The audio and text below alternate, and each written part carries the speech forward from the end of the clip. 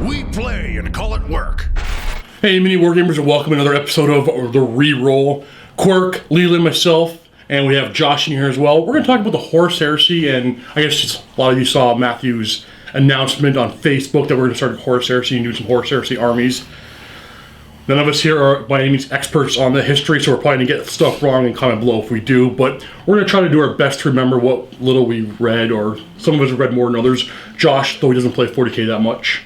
I used to really like the fluff. Like I used to be, so I think my fluff knowledge is dated because I've been out of the game. But sure, but you've been. I used to kind of know the fluff. Yeah. So anything said is not necessarily has to be.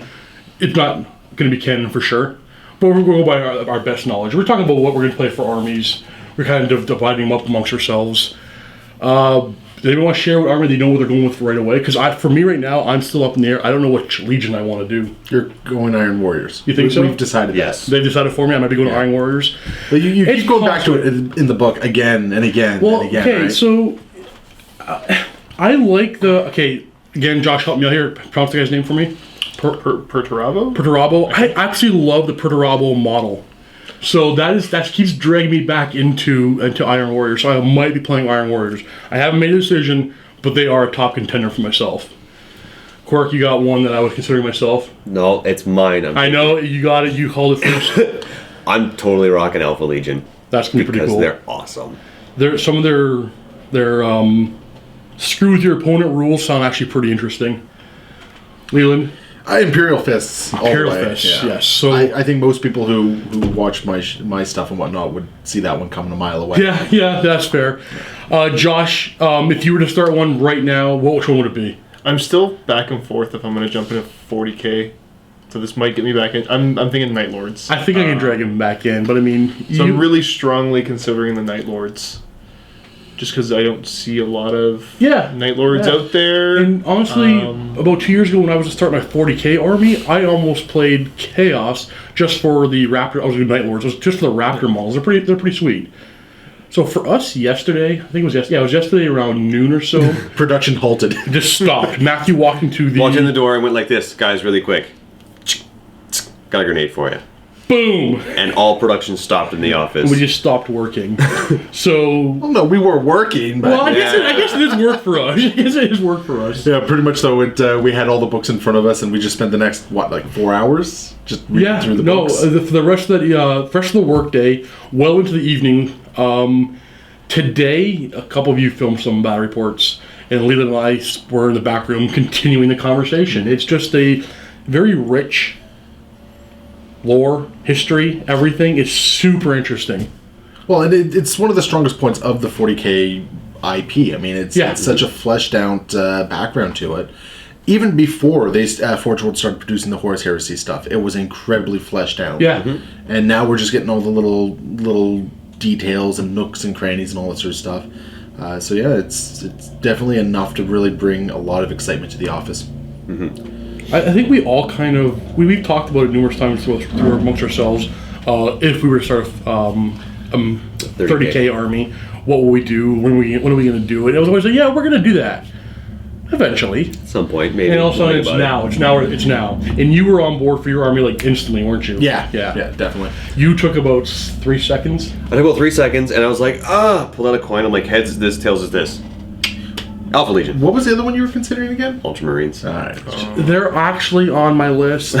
They're on my list. It's easier to say what's not on your list, Steve. What's not on my list is... what's been taken? What's been taken. Because I would take Alpha Legion, but it's yours. I don't want World Eaters. World Eaters. Word Bearers, I'm not likely. And those are the only two for sure. I mean, I think everybody else has been announced. Did Dave and Matthew reveal what they're going to play? Dave is going to be doing Sons of Horus. Yep. I think everyone saw that one coming a mile away. Mm-hmm. And I think Matt's actually a toss-up between Salamanders and Admech. Is that a case? I think he's leaning more towards Salamanders. Because I was pretty confident that he was going Salamanders. Because if he doesn't take Salamanders, I'm taking it. He came into the room and he goes, just so you guys know, I'm taking Salamanders. Yeah, he did. Unless someone else wants them. But at that point, we were like, no, you want Salamanders. I think the other thing was, though, is that he assumed I was going to be doing Admech. And he had that assumption. So, again, I don't think that's changed anything since I said Imperial Fist. I think he's probably still going Salamanders, but... Okay. If he doesn't take them, they are on a top contender list for myself. Now, you guys can weigh in the comments below on, I look really small. I'm sitting on my nice new chair that you guys bought me. Not on the stool these guys are sitting on. I'm a bigger guy. I'm almost 6 size of Quirk anyway. But anyways, comment below what you think about our choices. What you think I should go with. And what do you think about the 30K in general? How often do you guys get to play? Do you get to play it often at all? Well, I think that's the big thing. It's still a very niche product, right? Yeah, it is. Yeah, because it's the expensive. It's the niche within the niche. Yeah, exactly. I think a lot of people, what they'll be doing is, if they want to play Horus Heresy, they'll get like the books that we have here so that they have the rules, and then they'll proxy models.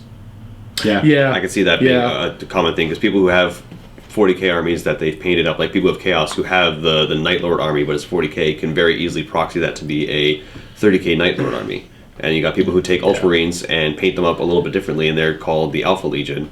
And they can definitely do that with the Alpha Legion they have here. So it's not too difficult for someone to take a lot of the 40k armies that they've painted a specific way and proxy them to... With the exception of a few of the Stranger tanks, it's very easy to proxy what we have. But even so, a lot of those tanks do either still exist or they've been modified for 40k as well. Right, It's not uncommon these days to see, say, Sicarians kicking around on the table. It's not uncommon to see Contemptors kicking around. It's really no different when a player uses his Crusader as a regular Land Raider or vice versa. Yeah. So it's not going to... Yeah, we'll probably play some stuff off camera, not proxy on camera. We won't be proxying anything. So yeah.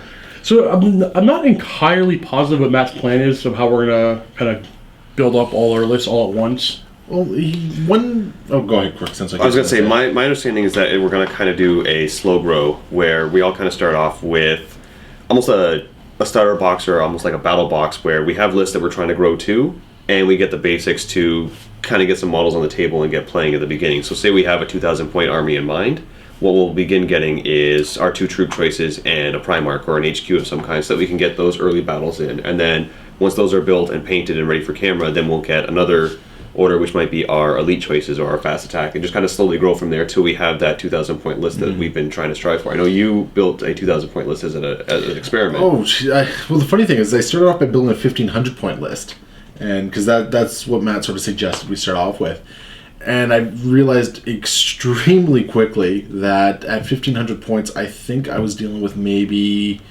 30 models. So it felt very much like a Grey Knight list for me. Well, from reading like the different special rules that everybody has and all the upgrades everybody can take and all the just base costs for regular troops before you start throwing in the upgrades like Artificer Armor, specialty grenades, if they're in a certain legion, the point difference between a regular troop for just your regular thing and the troop in a legion, the points that they start off with are rather high. Tactical squad, I believe a single marine is 15 points a pop. Yeah. So the basic squad is 150 points, no upgrades. Yeah.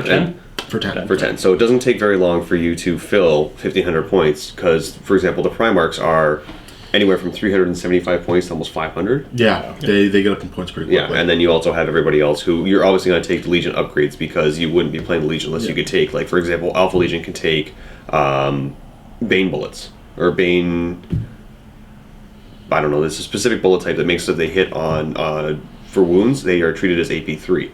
And it's 5 points per model. There's no way I'm not taking that. Every model take that? Anybody in Alpha Legion can take it. It's a one-off shot, though. I mean, no, it's not. I misread that. that. It was combi rifle is what they normally take because they have combi rifles. If it's a bolter, it becomes a bolter with that ammunition. That is the ammunition exclusively for them. That threw me off. Combi bolters are twin-link bolt guns. Yeah. Yeah. Yeah, I didn't know that. Yeah, I thought it was the same as a regular combi So bolter. I'm reading the rules and I'm taking the knowledge that I have on 40k and I'm thinking that applies to everything, and that's just not the case. I was doing that and reading through. I was like, oh, my guys have combi bolters? What's the combi for? And I'm trying to find it. It's like, there's no other option. I can take all these guns. That's what I did. Isn't Combi Bolter already still something that Chaos has? Yes, because the Chaos still has combi bolters. Yeah. No, play Chaos. That's right. It's out of the little Necron bubble there. So Yeah. Oh, I don't like Necrons.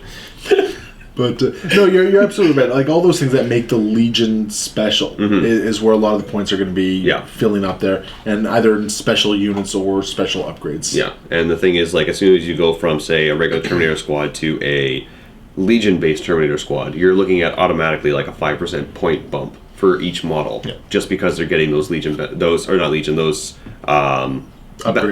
and benefits from being part of whatever Legion it is. I think it's pretty cool, though. I mean, it's necessary to not have everything exactly the same. Mm-hmm. So what about Mortarion?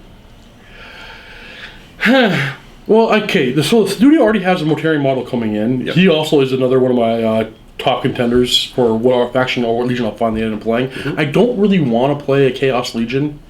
But I think I actually might end up playing a Chaos Legion. But I like the whole Reaper, Terminator, the Scythe. Mm-hmm. Their special Terminator, their HQ choices. They do with the Death Shrouds and all that. Well, their power sides also have that great sweeping rule. Yeah, where they're going to do one attack for every model in base contact. Yeah, they sacrifice their attack profile, and instead any enemy model in base contact, they basically just going to swipe at them. Mm-hmm. And when you're looking at an AP2 weapon, like that's just hitting everything around you. The thing is you're lucky to get. It does happen, but you're lucky to get 3 models in base contact with a Terminator-sized base. Well, how many attacks does the Terminator have based 2. on? So you might be able to get that extra attack. Yeah, so sometimes you get an extra attack. It's not always going to be awesome. Yeah. But think about if you're down to a single Terminator. That's where it's going to come in. You're down to a single Terminator, and unless I'm mistaken, the power side is also strength times 2. So you're swinging at strength 8, AP2, and you hit everything around you. If only we had the books here to reference that. If only we had books. Yeah, I know the books are right there. What would I think? That strength plus 2.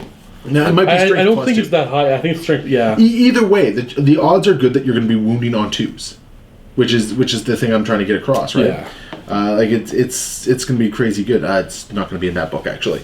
It's going to be in this one right here, with all the Legion war gear. Okay. Actually, I think under Mortarion's profile, it actually displays it there as well. Now, okay, we're all going to try to do our legions very fluffy. To try to build that way. It's +1. So it's +1. I made the mistake of starting to read through the rules, and it's now starting to sway my decisions. I'm trying not to let that sway my decisions. Try to go just pure aesthetics, pure looks. But I've noticed that the Iron Hands, in my opinion, I don't know if you agree with me or not, they seem. I've been reading these books over for like a day and a half, so I'm by no means an expert, but they seem to have the advantage right now, or seem to be a good winner. Like I don't know. -1 strength for their shots at them. I mean, they're the closest to the Necrons. Well, that's the thing. They kind of, I know. So they're just like right up your alley. I think you're putting a lot of stock in that -1 strength and that feel no pain and whatnot. But you have to remember that there is also so many high strength weapons that are available to everything that -1 strength isn't a huge deal. It's not nothing. Because there's a lot of strength 6, there's a lot of strength 7, a lot of strength 8 and whatnot. And not to mention that there's also make them really resilient to bolter fire. Yeah, to regular bolter fire, but that's one of the things I've noticed about the Horus Heresy. Looking through it all, it's so easy to give your soldiers something other than bolters. Mm-hmm. Okay, so easy to do it. See, I didn't spend enough time looking at just the basic Legion and stuff like that. So what about your basic 10-man squad? What do we have for weapon upgrades? First off, it depends on what Legion you're going with. Well, I know if the Iron Hands have the option for the Graviton gun. If you can get a flamer, you can swap it for a Graviton gun. That's pretty cool. Mm-hmm. Well, you do have your basic vanilla style upgrades as well. That just everyone's going to get. Yeah. So, like for instance, what is it? Where is it here? The tactical squads, because I think things also operate a little bit differently. That tactical squads are typically what's going to be using the bolters. Yeah. And so once you start getting into the assault squads, support squads, that sort of stuff, that's where you're going to start seeing a lot of the specialized weapons. And I think no matter what Legion I pick, I'm probably going to lean more to the tactical squads over the assault squads. I haven't really looked deep into the rules because I'm not a big fan of the combat part of the game. I like to shoot and run. I think one of the things that got us really, really excited right off the bat is we kind of were like, oh, I want to play Iron Hands, I want to play Iron Warriors, I want to play Alpha Legion, I want to play whatever. And the first thing we did was we looked at it and went, look at all these special rules. Yeah, it was really cool. Yeah. Okay, here we go. The Legion Tactical Support Squad. It's a squad of 5, but each one of them can exchange their basic flamer for a special weapon. You got... Yes, they have... Oh, the support squadron. Yep. So that can't be your... It can't be a compulsory retreat choice. But the fact that you can equip an entire squad, like you can actually go up to 10 in this unit. So Iron Hand's going to have them all with Graviton guns. Mm-hmm. Yeah, but remember, Graviton is not the same as Grav. No, I know. Graviton is it's a small, a 3-inch blast. You have to take a strength test if you're hit by it, and take a wound at AP4 if you fail, and then it remains in play as dangerous and difficult terrain, which I think is pretty cool. Oh, yeah, it's definitely a neat weapon. Block some vehicles with that. But yeah, Block like some for instance, you can take a Legion Tactical Support Squad and you can take 10 Marines with melta-guns. Wow. Yeah, that's... So I'm assuming most of the scenarios are going to require 2 compulsory troop choices. Yeah. Yeah, and well, here's the thing. I'm not understanding if the Horus Heresy 30K has to follow the traditional I believe there is that force chart. organization chart. There's your force organization. So we do have to follow. Oh, so there's one in there's the optionals. So it follows a slightly different FOC outside of what we see in 40K. I think this is your standard. Yeah, this is the standard battle one where you have to have an HQ and 2 troops, and you can have. Which is very similar to we've Yeah. always seen, except for it has 4 elites instead of 3. But it's a standard from anybody who's been playing 40K would recognize. Yeah, and then you have allied detachments. You also have Lords of War and fortifications that are optionals. So I noticed that a lot of, maybe even all of the legions had this special rule where you couldn't ally with other legions. Mm-hmm. Why do you think that is? What reason or I don't balance? A necessarily lot know- of them. I think I don't there's nec- specific ones that they aren't allowed to ally with anybody else. Yeah, because they have a whole ally chart right here. I saw that too. That was actually really cool. Yeah. An allied chart within the Yeah, they Marine have, legions. They have their own whole ally chart. I think what it is that you don't... Like, you can't mix and match Legion rules. Yeah, in which would a make single sense, FOC. obviously. Yeah, I think that's the big thing right there, which is kind of interesting. One of the other really interesting things I've noticed in this is that they've changed the way Lords of War allowances work. So first off, as a lot of people probably know, there's the 25% maximum you can put into a Lord of War, but there's also an additional bit to it where it changes how many Lords of War can go into a single slot. So it's not necessarily like one Lord of War slot means one Lord of War. Oh, wow. If you have the points for it, some slots actually allow for... here we go. So, like, for instance, you have things like Primarchs, Engines of Destructions, and whatnot. And each one is a Lord of War, but each one has a different allowance of how much you can take into it. So, for instance, the Engines of Destruction is a single super heavy vehicle with hull points of 9 or more. You can only take one of those. But you can do War Machine detachments, which have 1 or 2 super heavy vehicles, if they have a hull point value of 8 or less. So, depending on how tough they actually are, it actually changes how many you can put into a single slot, which is kind of a big thing. You said you were going with the Iron Hands, right? No, he's going... Oh, Imperial Fist. Imperial Fists. I'm sorry. Yeah, Imperial Fist. I was going to say, because Iron Hands already have something that's crazy. They reduce the strength of all shooting attacks against them by 1. Yeah, that's what we were talking about earlier. But again, with all the high strength weaponry, I mean, that's not as huge a deal as it would be in, say, 40K, where your average weapons are only strength 3, 4, or 5 at best, right? Whereas in here, like, even just looking at the back profile, there's a whole bunch of 6s on here. Okay, well, let's go back to the standard tactical squad. Are they armed with all bolt guns and a couple of... Okay. Yeah, It's they're all bolt guns, and there's not much else you can take in it. yeah, they're very basic, but that's what they're supposed to be. Like, So basically, you're going to stack a lot of bolt... Like any game, you're going to stack a lot of bolt gun shots, or you're going to stack a lot of elites. well, yeah, Or not elites, I'm talking about your elite type of troop, where your special weapons are your support squad, or your... Well, yeah, like you fill in your basic, either your tacticals, your assaults, or your breacher squads, and then you're going to be seeing people put on a lot of points to the tactical supports or the reconnaissance. So this is all squads. theory first, I'm assuming. Right? Nobody's here has played any 30K? I know. Okay. So it's. I'm super excited. I think the really interesting thing about this is just how different of an approach we have to take to this game over 40K. I'm excited for that. I'm gonna make my first 2,000 point list because I think that's what you recommended we go up to, right, Lee? 1,500 just seems too small. Too small. So probably starting at 2,000. My first 2,000 point list is I want to try to make it as fluffy as I possibly can. And honestly, I wish Dark Angels were in one of these books. I know you can see already laughing at me. No. You have no respect for Dark Angels. You find them very boring. Well, no. I don't respect the reason that you like them. Okay, fair enough. Do you want to continue with that insult? I don't know if there's anywhere to go with it. You don't seem to know why you like them. I don't. I got nothing. I really can't verbalize it. For whatever reason. You know what it is? He's having a hard time choosing which Legion to go with, right? The Dark Angels had a hard time choosing which side of the Heresy to go with. That makes sense. That could Because be he doesn't want to play a Chaos Army. He doesn't want to commit. So But I don't want to be... Right, he wants to sit and he wants to see what everybody else is doing. Yes. So it makes sense that you want to play the Traitor Dark Angels.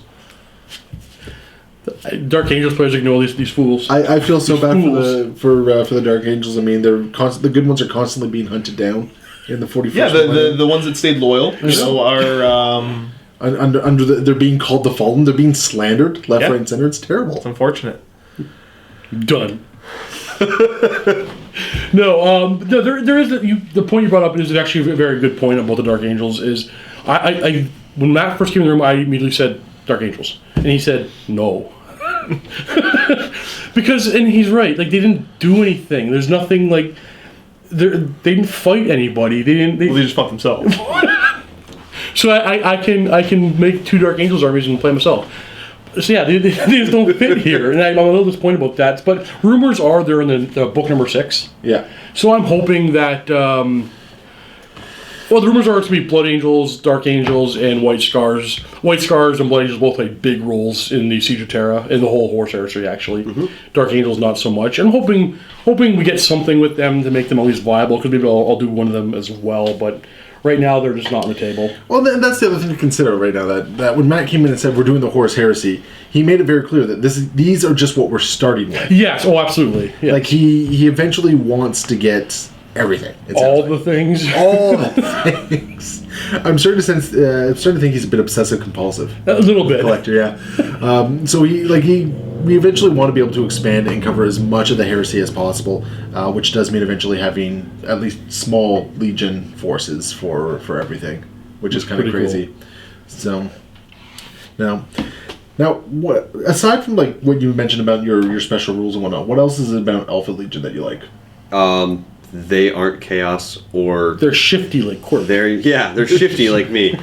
Their gameplay is like right up my alley, where it's just you get to do something and I get to go no, that's no. Yeah, because you steal the initiative on a 4+, right? I steal the initiative on a 4+. If you bring something in via deep strike, then I have the same thing. So say you bring in like a fast attack, and I have a fast attack in reserve. I can roll a dice on a 4+. My fast attack comes in, yours doesn't. That's scary. It sounds awesome. Like, that's just going to be...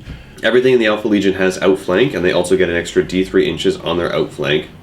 Not being able to assault out of it, I mean, that's not as important. No, but it's more the fact that, you're going to bring in this awesome unit that you need right now. Now you're not, and I get mine. So it's almost like, I get 2 chances to bring in my reserves. That potentially is game-changing, and that's why I think it's pretty cool. Yeah. Well, especially if you happen to have a bad turn and you really need your reinforcements, and all of a sudden, instead of your guys coming in, it's the Alpha Legion. Yeah. So picture them coming out with jazz hands yelling, "Surprise!" And that's why I'm going to table you every game. Come at me. My Imperial Fist, I'm going to have a little fort that's going to say no quirks allowed. Uh-huh. Yeah. We're allowed 1.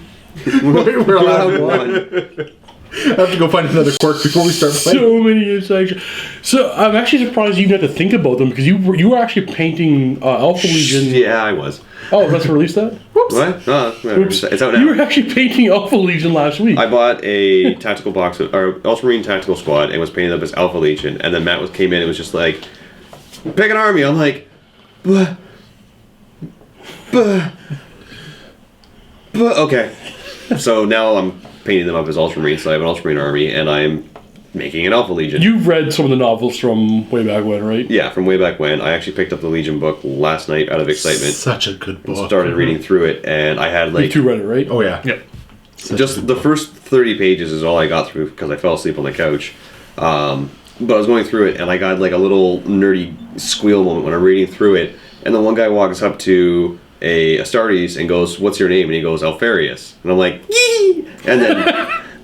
and then they go, and later on there's like 3 of them standing together, and they save some people, and the guy goes, "Well, what are your names?" And the guy goes, "I am Alfarius." And the guy's like, "Oh, the Alfarius?" And the other guy's like, "I am also Alfarius." He's like, "Wait, whoa, what?" And the third guy's like, "And I am Alfarius." And That's it's just a Spartacus moment there. Yeah, and it's basically the guy's just like, "I am so confused right now," and I'm like, "This is." Well, for those who don't know what's going on with this, one of the big things about the Alpha Legion is that they all have a weird genetic thing going on where they all resemble the Primarchs. It's not even that. What it is they don't ever take off their helmets. Well, so they don't get to see who it is. Alfarius never takes off his helmet, and he's considered small for Primarch size, so he can resemble like everyone in his legion. And the whole thing is that they kind of have this whole "we are many but we are one" type thing, where They are a legion. They are a legion, basically. Yeah, they are a legion. And their symbol is a Hydra, where if you cut off the head, 2 more grow in its place. Yes, Hydra. So what I was saying is that I really like the Alpha Legion because they have this whole, they all wear the same helmets, they all look alike, and the Primarch could be any one of them, and you never really know. And if they all say we're the Primarch, it's like, haha, we fooled you. And then reading how they play it, I'm like, this is so awesome. Like, the Primarch has a special rule where he doesn't start on the board, but he does. You write down on a piece of paper what unit he's in, and then whenever you want to on your turn, you can be like, oh, by the way, after turn 2, after turn 1, you can be like, oh, by the way, he's a Primarch. He's the Alfarius. So do you think you're not going to get an Alfarius model? I don't know. So I you don't can think I use am. one of your tactical marines as Alfarius? I think so. It might actually be a character series. We'll probably see like an Alfarius and Omegron model. You think so? Because, I mean, I think it's pretty cool where he can just use any tactical marine and call him his Primarch right now. Yeah. Without really having proxy in a way. It'll cool. be interesting to see how they do it. So, and then just the special things that they have for being Alpha Legion. They have like Subtle Furge, where they add +1 to their Who Goes First roll, and they also get to re-roll their Seize the Initiative, and their Seize the Initiative is on a 4+. So yeah, but then it kind of it gets into a conflict with like the Ultramarine one, who makes you re-roll successful Seize the Initiative rolls. So it's like, haha, I succeeded. Well, re-roll it. Well, I failed, but I get to re-roll. Like, do I get 2 re-rolls out of that, or you can never re-roll a re-roll? So once it's been then that just completely counters it. Well, no, actually, in cases where 2 effects would force a re-roll, I think in that case it's just you don't get a re-roll. Regardless, I have to roll 2 dice at some point. It's going to be success or fail, success or fail. I thought it was active player got to choose what order stuff's resolved in. So wouldn't it just be active player choosing which one of the 2 to resolve? Okay. Well, no, because it's not even that. It would be I rolled it's successful. I don't need to re-roll. He makes me re-roll it. It's not successful. Where I could be, mine's unsuccessful. He doesn't need me to re-roll it. I roll again. It's successful. Basically, so that would be the scenario that would kind of kick into if play. it follows the same 30k or sorry 40k rules, if he passes a successful sealed initiative, and the opponent has a rule that says you re-roll you're successful, he does not re-roll. That's it. It moves on. No, they cancel each other out. He doesn't have to re-roll. He doesn't get. But no, I get to re-roll failed. Okay. Yeah, so I get to re-roll Seize the Initiatives where allowed by the mission. Well, that's what I'm saying. So if you do against a Primarch, I think I can't pronounce his name. Robotay? Guilliman? I think he has the ability where you have to. If you steal the initiative, you have to re-roll it. Yeah. If you go up against him and you pass the initiative, you do not re-roll. Really? You do not re-roll. Yeah, that's the way it works. Because then you're forcing yourself into a situation where it triggers another ability which would allow a re-roll. They cancel each other out. Yeah, you can never re-roll a re-roll. Okay. So they have that. They also have like Signal Corruption, where your reserve rolls are on a -1. Yeah. So I mean, okay, we're going to end up fighting each other. I'm not going to bring any reserves when I fight you. Why not? Well, because they're -1, and if I do get it, you might just, or if when I fail, you're going to bring one of yours on. No, when you succeed. When I succeed. When you succeed. If you succeed, I can then roll, and on a 4+, you don't succeed, no, I get to bring one. Not bring reserve rolls, but it's pretty cool. I think it's very fluffy. I think it's awesome.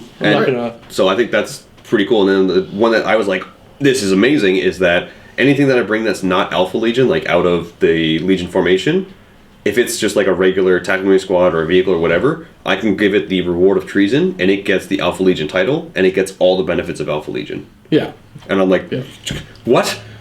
And then I have like things like Saboteur and stuff like that, where when he comes on the board, I get an automatic penetrating hit on any of your vehicles, or D6 Strength 6 AP 4 hits against any of your units. I mean, we're gonna stop calling it Eldar trickery in a moment. It's just gonna be Alpha Legion trickery. Like it's pretty. I'm excited for Alpha Legion. Now you just said a word that I think really motivates us in choosing things: fluff. Yes. So with that in mind, how familiar were you with the fluff for Alpha Legion before you made your choice?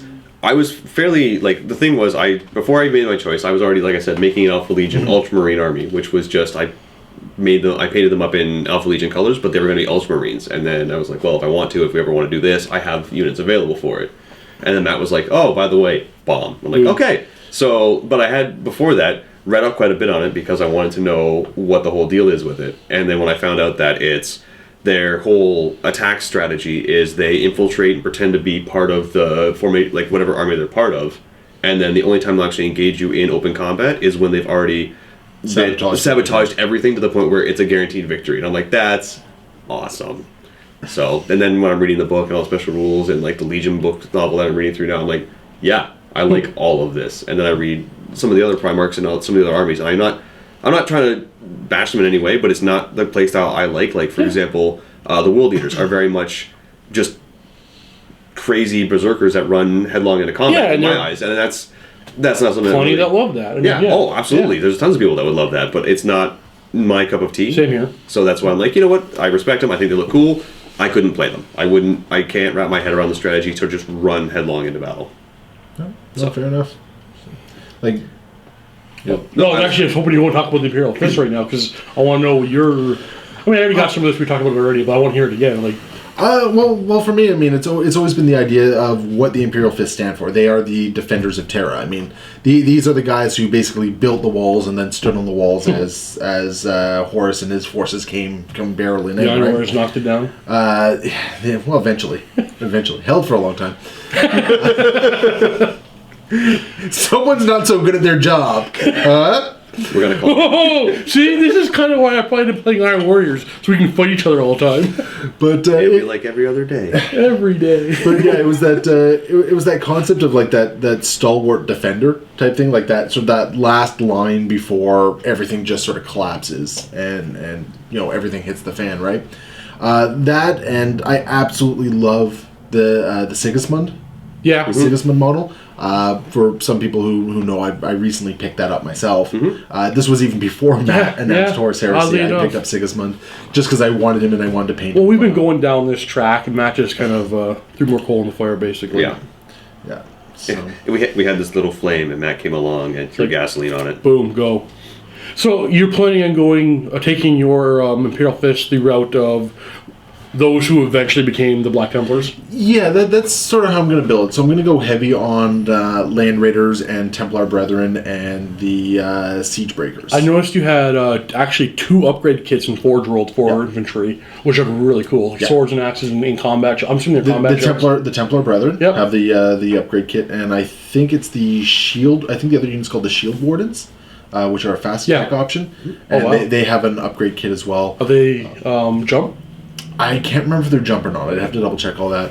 But I love the idea that a lot of these units, you can equip them with either combat shields or storm shields or breaching shields. So they're all going to have this additional save on top of their armor save. It's odd. I never really thought of the Imperial Fist as like a shield army, but I mean, I guess they kind of are. I mean, the Black Templars were, in my mind, I guess. I don't know. Well, Black Templars are kind of run at you, hit you with a big stick type of army. They're the Imperial equivalent to World Eaters, right? Yeah. Oddly enough, because they were the defenders, right? They defended everything. They were known as the siege masters, the defending side, right? The Imperial Fist started off as being the masters of fortification, and after the heresy, it kind of flipped, and they were kind of the siege experts at knocking down walls instead of putting them up. Switched the roles. Well, because after the heresy, I mean, with the Iron Warriors no longer being in the fold, they needed someone to break sieges. Okay, so Josh, help me out here. Most of us know the basic story. Death Guard, and correct me when I'm saying something wrong. Death Guard. Wrong. Now I'm all off. The Sons of Horus, the Iron Warriors, they were the 3 that were on Terra attacking? No, so every legion that eventually turned to a specific Chaos God was at the Siege of Terra. Oh, okay. So Emperor's Shield will be there as well. Pardon? Emperor's Shield will be there as well. And Thousand Sons. Oh, okay. Death Guard World Leaders. They were all there. Sons of Horus were there. The Iron Warriors were there. And I think that's all for the Chaos Legions that ended up there. There was 5 legions that ended up there. Is what it was. There was 4 that didn't. I don't think the Night Lords made it. Well, then, so there should be 6 because we've got the 4 that each turned to a god. Horus's Legion, Sons of Horus, and then we got the Iron Warriors were there too. I don't think the Word Bearers made it to the Siege of Terra. Okay. Well, because they got hammered pretty hard at Kelth. Yeah, they were supposed to keep the Ultramarines away, and that's what they did. The Night Lords were busy doing their thing, so they didn't really end up showing up. And Alpha Legion, when you read Legion, you find out what they're actually doing. And what are they? Without spoiling any novels for anybody, you can't talk about Alpha Legion. Yeah, really? You can't talk about the first rule of Alpha Legion. You don't talk about Alpha Legion. There were some major revelations that happened in Alpha Legion, and it's really interesting. Definitely worth it. Okay, so maybe when we go into the second part, when we get there, I'm going to ask you this question again. You can reveal. So there are going to be spoilers in the second part of the show today because I need to know. I need to know I need to know these guys. With that being said, guys, we have reached our 30-minute mark. We actually went over a little bit. Good timing on that one. Yeah, good.